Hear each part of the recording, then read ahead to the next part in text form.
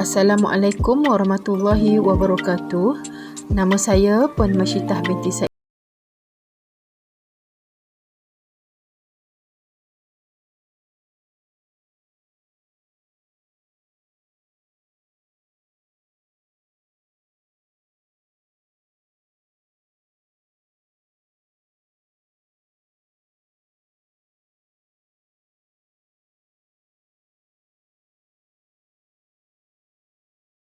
Murid-murid saya yang tidak dapat menulis suku kata KV.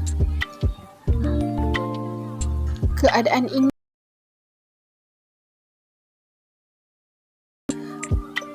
murid-murid ini dapat membaca suku kata KV dengan baik, tetapi apabila disuruh untuk menulis, mereka tidak dapat menulis.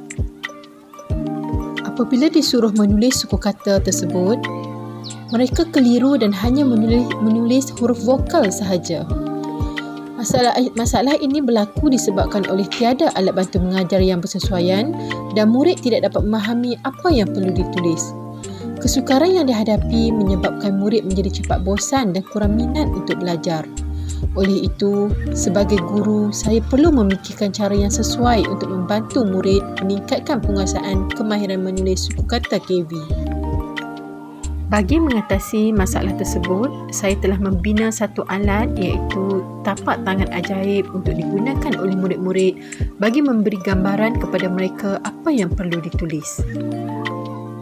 Kajian ini melibatkan seramai 5 orang murid yang terdiri daripada 2 orang murid tahun 2 dan 3 orang murid tahun 3 yang kesemuanya adalah dari kaum orang asli. Seorang lagi murid yang turut berada di kemahiran yang sama tidak dipilih kerana masalah ketidakhadiran.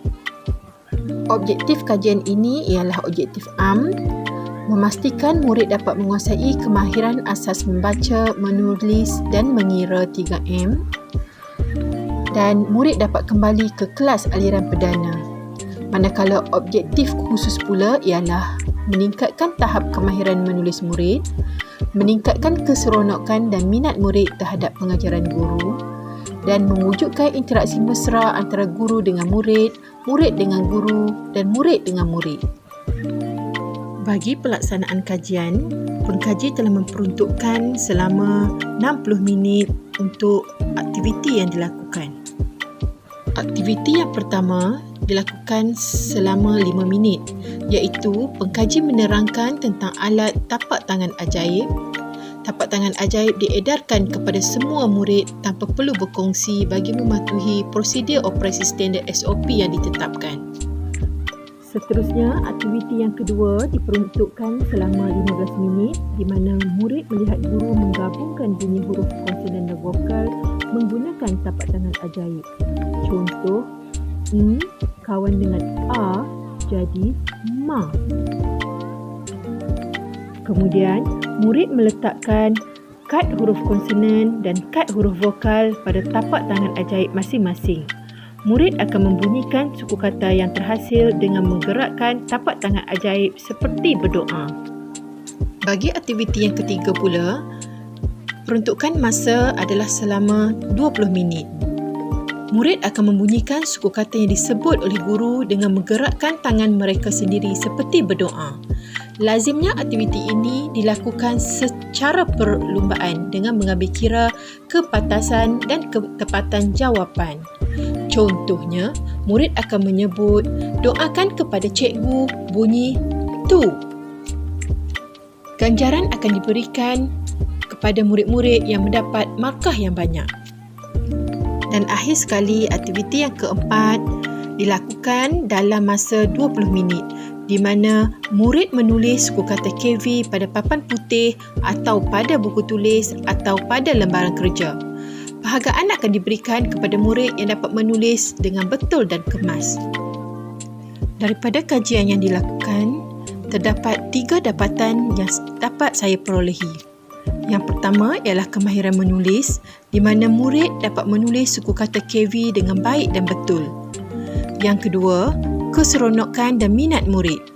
Murid kelihatan seronok dan berminat apabila menggunakan tapak tangan ajaib dalam proses pembelajaran. Manakala guru pula lebih mudah untuk melakukan aktiviti secara hands-on bersama murid menggunakan tapak tangan ajaib. Yang ketiga ialah interaksi mesra.